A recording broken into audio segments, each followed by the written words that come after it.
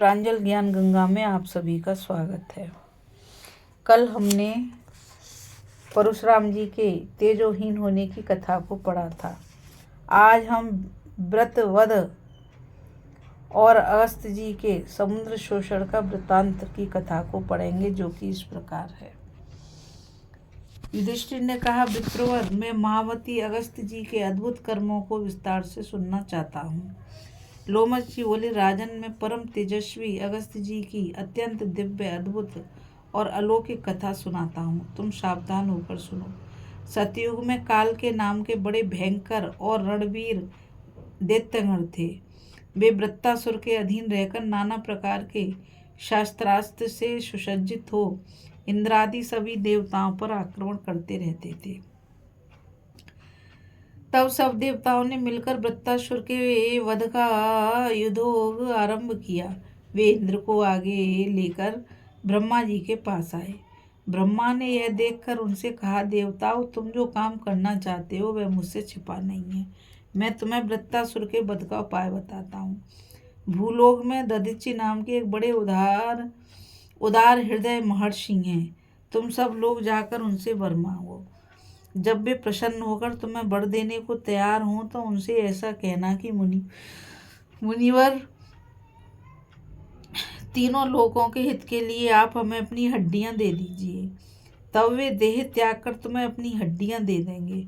उनकी हड्डियों से तुम एक 6 दांतों वाला बड़ा भयंकर और सुदृढ़ वज्र बनाना। उस वज्र से इंद्र वृत्तासुर का वध कर सकेगा। मैंने तुम्हें सब बातें बता दी हैं, अब जल्दी करो। ब्रह्मा जी के इस प्रकार कहने पर उनकी आज्ञा से सब देवता सरस्वती के दूसरे तट पर दधीचि ऋषि के आश्रम में आए। यह आश्रम अनेकों प्रकार के वृक्ष और लता आदि से सुशोभित था।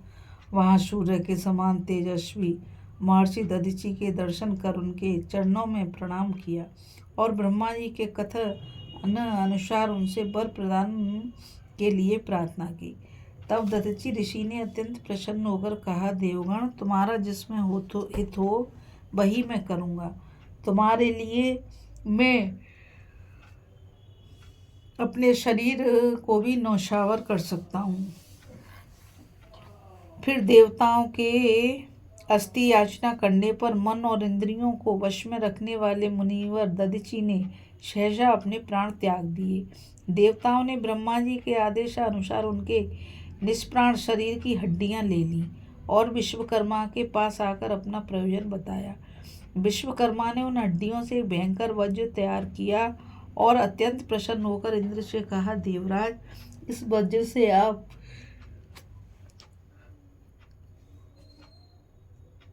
देवताओं के शत्रु उपकर्मा वृत्तासुर को भस्म कर डालिए।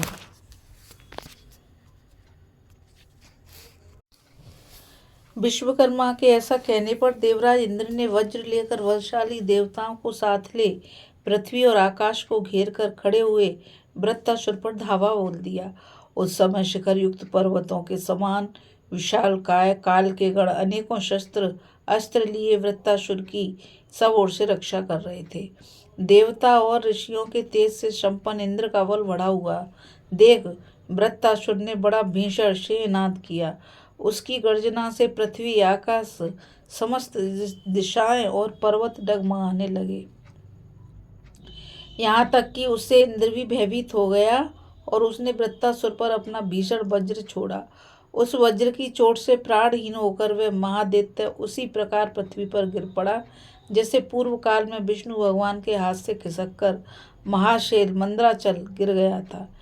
वृत्तासुर के मारे जाने से सभी देवता और महर्षियों को बड़ा आनंद हुआ और वे इंद्र की स्तुति करने लगे। इसके पश्चात उन्होंने वृत्तासुर के वध से दुखी काल के आदि समस्त देवताओं को भी मारना आरंभ किया। तब वे सब उनसे भयभीत होकर बड़े बड़े मच्छों और नाकों से भरे हुए अगाध समुद्र में घुसकर छिप गए।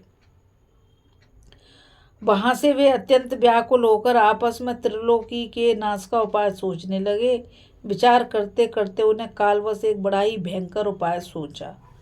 उन्होंने निश्चय किया कि समस्त लोगों की रक्षा तप से होती है, अतः सबसे पहले तप का ही नाश करना चाहिए। पृथ्वी जो भी तपस्वी, धर्मात्मा और ज्ञाननिष्ठ पुरुष है, उनके संहार के लिए शीघ्रता करनी चाहिए।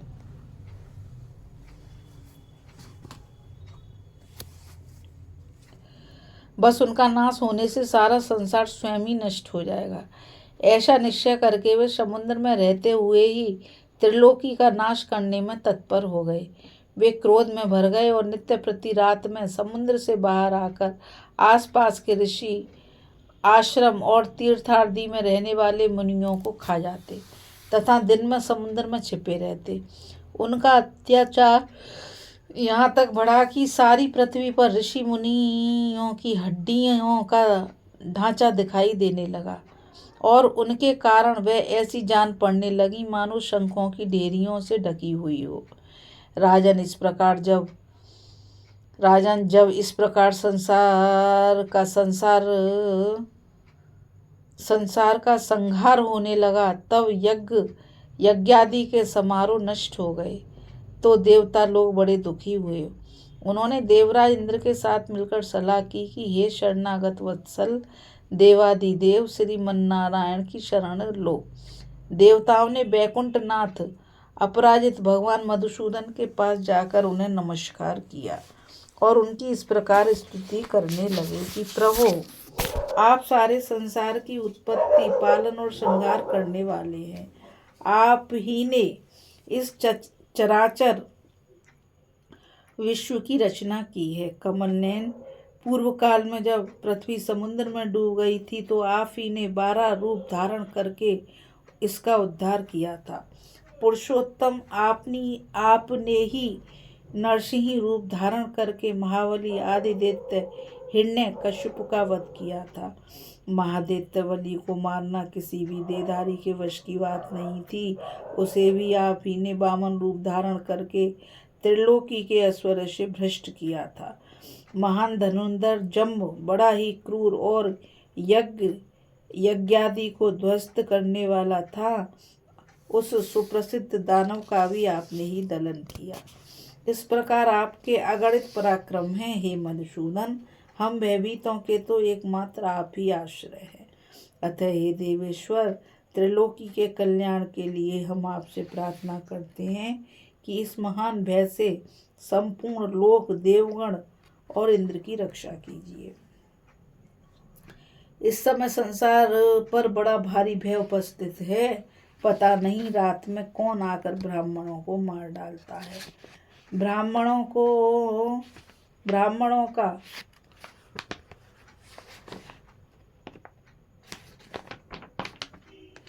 नाश होने से तो पृथ्वी का ही नाश हो जाएगा और पृथ्वी के नष्ट होने से स्वर्ग भी नहीं बच सकेगा। जगतपते, अब तो कृपा पूर्वक आपके रक्षा करने से ही इस लोक का संहार रुक सकता है। देवताओं की प्रार्थना सुनकर भगवान विष्णु ने कहा, देवगण, मैं इस प्रजाओं के क्षय का कारण पूरी तरह जानता हूँ। काल के नाम से प्रसिद्ध एक दैत्यों का बड़ा विकट दल है। वे सब दैत्य वृत्तासुर का आश्रय लेकर सारे संसार को पीड़ित करते थे। दिन में तो नाकों और ग्राहों से भरे हुए समुद्र में छिप जाते हैं, किंतु रात्रि के समय संसार का उच्छेद करने के लिए बाहर निकलकर ब्राह्मणों का वध करते हैं।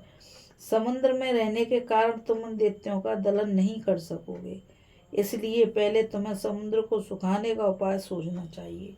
समुद्र को सुखाने में अगस्त जी के सिवा और कोई समर्थ नहीं है और इसे सुखाए बिना उन दैत्यों का पराभव नहीं हो सकता। इसलिए तुम किसी प्रकार अगस्त जी को इस काम के लिए तैयार कर लो। भगवान विष्णु की यह बात सुनकर देवगण ब्रह्मा जी की आज्ञा से अगस्त मुनि के आश्रम में आए। वहाँ उन्होंने देखा कि मित्रावरुण के पुत्र परम तेजस्वी तपोमूर्ति महात्मा अगस्त जी ऋषियों से घिरे हुए विराजमान हैं। देवता उनके निकट गए और मुनि के अलौकिक कर्मों का बखान करते हुए उनकी इस प्रकार स्तुति करने लगे। पूर्व काल में जब इंद्र पद पाकर राजा नहुष ने लोगों को संतप्त करना आरंभ किया तो आप ही ने उनका दुख दूर किया। और इस संसार के कंटक को देवलोक के ऐश्वर्य से गिराया था। पर्वतराज विंध्याचल सूर्य पर कुपित होकर एक साथ बहुत ऊंचा हो गया था। पर्वतराज विंध्याचल सूर्य पर कुपित होकर एक साथ बहुत ऊंचा हो गया था। इससे संसार में अंधेरा रहने लगा और प्रजा मृत्यु से पीड़ित होने लगी। उस समय आपकी शरण लेने से ही उसे शांति मिली थी। भगवान, हम भी बहुत भयभीत हैं, अब आप ही हमारे आश्रय हैं। आप सबकी इच्छाएं पूर्ण करने वाले हैं, अतः हम भी दीन होकर आपसे वर मांगते हैं। युधिष्ठिर ने पूछा, मुनिवर, मुझे यह बात विस्तार से सुनने की इच्छा है कि विंध्याचल क्रोधित होकर अकस्मात क्यों भरने लगा। लोमस जी बोले, सूर्य उदय और अस्त होने में पर्वतराज सुवर्णगिरी सुमेरु की प्रदक्षिणा किया करते थे। यह देखकर विंध्याचल ने कहा, सूर्यदेव, जिस प्रकार तुम सुमेरु के पास जाकर नित्य प्रति उसकी परिक्रमा करते हो, उसी प्रकार मेरी भी किया करो। इस पर सूर्य ने कहा, मैं अपनी इच्छा से सुमेरु की प्रदक्षिणा नहीं करता, बल्कि जिन्होंने इस जगत की रचना की है उन्होंने मेरे लिए ये मार्ग निर्दिष्ट कर दिया है। हे परंतप, सूर्य के इस प्रकार कहने पर विंध्य क्रोध में भर गया और सूर्य एवं चंद्रमा का मार्ग रोकने के विचार से अकस्मात भरने लगा। तब सब देवता मिलकर पर्वतराज विंध्य के पास आए और अनेकों उपाय से उसे रोकने लगे, किंतु उसने उनकी एक भी न सुनी। फिर वे सब के सब धर्मात्माओं में श्रेष्ठ, परम तपस्वी और अद्भुत पराक्रमी अगस्त्य जी के पास गए और उन्हें अपना आने का प्रयोजन सुनाया। वे कहने लगे, भगवान, क्रोध के वशीभूत हुआ यह पर्वतराज विंध्याचल सूर्य और चंद्रमा के मार्ग तथा नक्षत्रों की गति को रोक रहा है। द्विजवर, आपके सिवा और कोई भी पुरुष उसको रोकने में समर्थ नहीं है, इसलिए आप उसे रोकने की कृपा करें।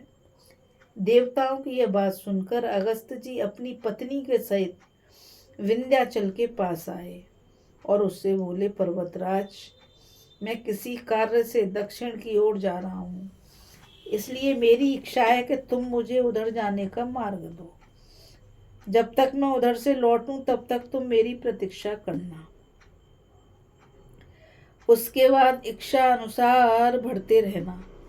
शत्रु दमन युधिष्ठिर विंध्याचल से यह ठहराकर अगस्त्य जी दक्षिण की ओर चले गए और वहां से आज तक नहीं लौटे। इसी से अगस्त्य जी के प्रभाव से विंध्याचल का बढ़ना रुका हुआ है। तुम्हारे पूछने से यह सारा प्रसंग मैंने तुम्हें सुना दिया। अब जिस प्रकार उनसे वर पाकर देवताओं ने कालकेयों का संहार किया था वह सुनो। देवताओं की प्रार्थना सुनकर अगस्त्य जी ने कहा, आप लोग यहाँ कैसे आए और मुझसे क्या वर चाहते हैं। तब देवताओं ने कहा, महात्मन, हमारी ऐसी इच्छा है कि आप महासागर को पी जाइए। ऐसा होने पर हम देवद्रोही कालकेय को उनके परिवार के सहित मार डालेंगे।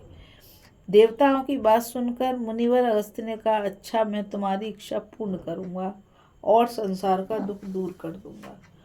तदंतर वे सिद्ध ऋषियों और देवताओं को साथ ले नंदीनाथ समुद्र के तट पर पहुंचकर वहां एकत्रित हुए देवता और ऋषियों से कहने लगे, मैं संसार के हित के लिए समुद्र का पान करता हूँ। ऐसा कहकर उन्होंने बात की बात में समुद्र को जलहीन कर दिया। तब देवता लोग प्रबल होकर अपने दिव्य शस्त्रों से कालकेयों का संहार करने लगे। इस प्रकार गर्ज गर्ज कर प्रहार करते हुए देवताओं की मार से वे व्याकुल हो गए और उनका वेग असह्य हो गया।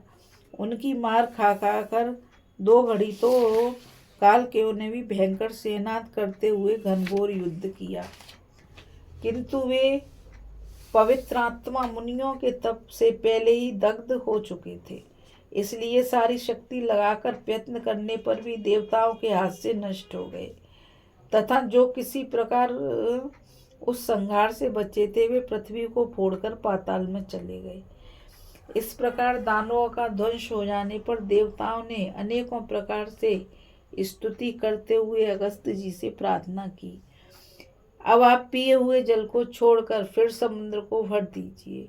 इस पर अगस्त्य जी बोले, यह जल तो पच गया, अब समुद्र को भरने के लिए तुम कोई और उपाय सोचो। महर्षि की इस बात से देवताओं को बड़ा आश्चर्य हुआ और वे उदास हो गए। फिर उन्हें प्रणाम करके वे ब्रह्मा जी के पास आए और हाथ जोड़कर उनसे समुद्र को भरने की प्रार्थना की। ब्रह्मा जी ने कहा, देवगण, अब तुम इच्छा अनुसार अपने अपने स्थानों को जाओ। आज से बहुत समय बाद राजा भागीरथ अपने पुरखाओं के उद्धार का प्रयत्न करेगा, उससे समुद्र फिर से जल से भर जाएगा। ब्रह्मा जी की बात सुनकर देवता अपने अपने स्थानों को चले गए और उस समय की प्रतीक्षा करने लगे।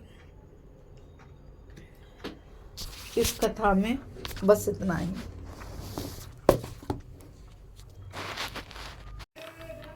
अभी हम वृत्तासुर के वध की कथा और अगस्त्य जी के समुद्र पी जाने की कथा को पढ़ रहे थे।